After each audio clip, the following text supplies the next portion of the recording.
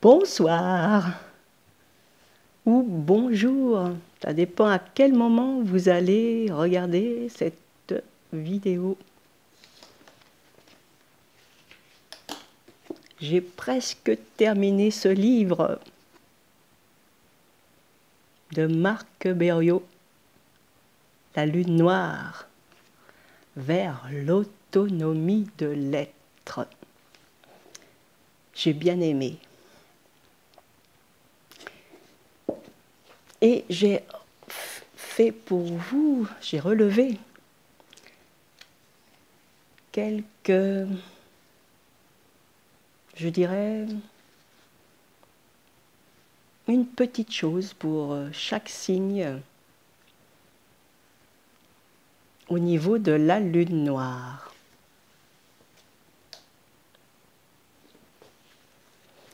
Ce qui a paru pour moi essentiel, parce que où se trouve la lune noire, c'est quand même quelque chose de complètement différent, vous voyez, qu'on peut trouver par rapport à une interprétation classique du signe ou de la maison. C'est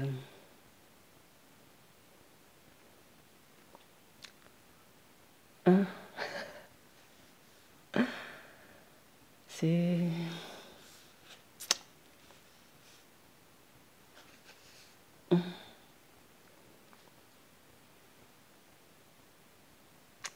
une profonde intuition, suivant les signes, surtout dans les signes d'eau.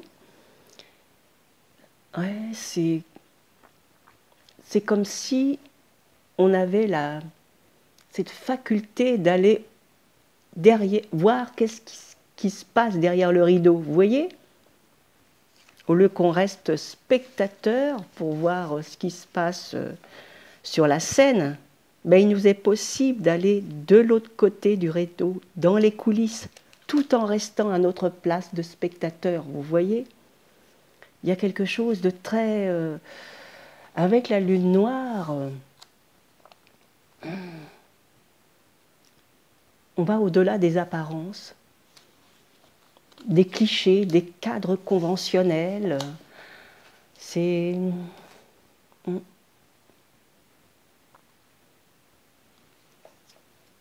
Dans le bélier, rechercher l'acte parfait et non le résultat parfait.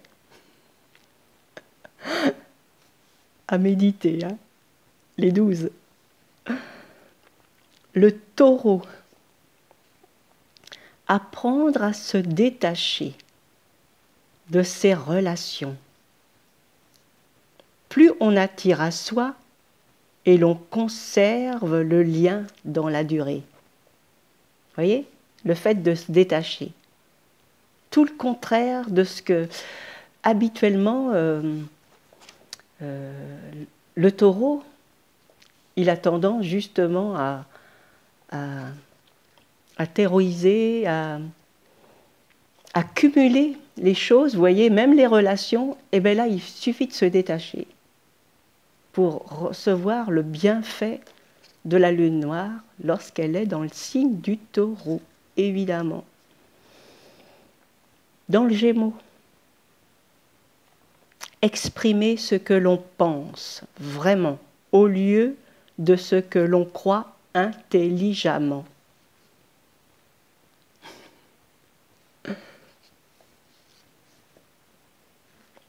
Avec le Cancer, se détacher de son passé et vivre au temps présent, absolu, ou le temps présent absolu, ou le présent absolu. Voilà. C'est ce que je voulais dire. Le Lion, la confiance en soi consiste à reconnaître sa part d'ombre. Parce qu'avec le lion, on parle de rayonnement. Vous voyez? Parce que le maître, c'est le soleil. On a besoin de rayonner. Et bien avec la lune noire, eh bien c'est tout le contraire. Il faut rechercher à rayonner en mettant en avant sa part d'ombre, à l'accepter.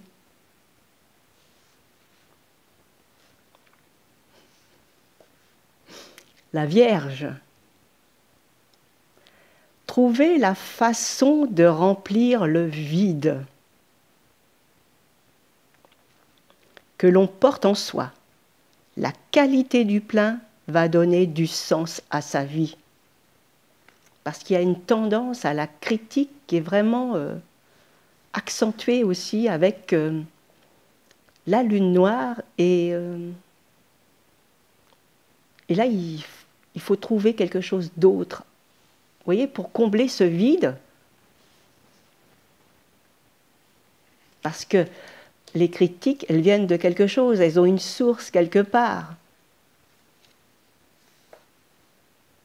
La balance. Découvrir l'au-delà de l'autre. Se détacher des miroirs.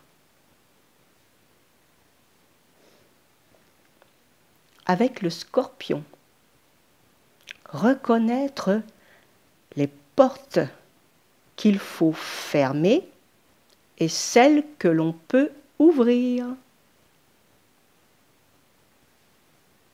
Le Sagittaire,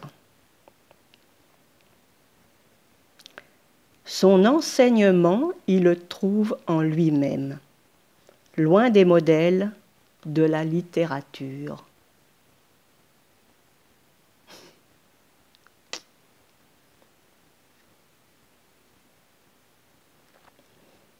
Le Capricorne, développer son existence dans une conscience absolue, sans compromis.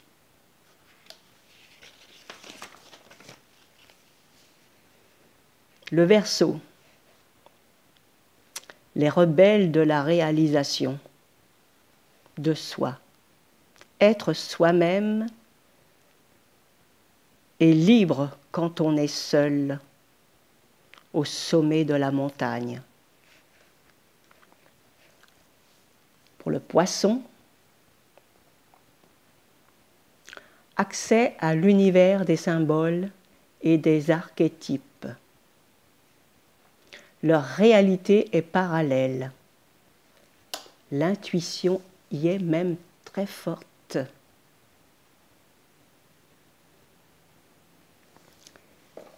J'espère que cette petite liste vous aura plu. Lorsque j'aurai un petit moment, j'essayerai de faire aussi la même liste, mais cette fois avec les maisons. C'est quelque chose de complètement différent, hein, parce que le signe, c'est une ambiance. Hein, et lorsqu'il s'agit de maisons, c'est quelque chose de particulier qui est en lien avec la personne, avec nous-mêmes, avec notre comportement.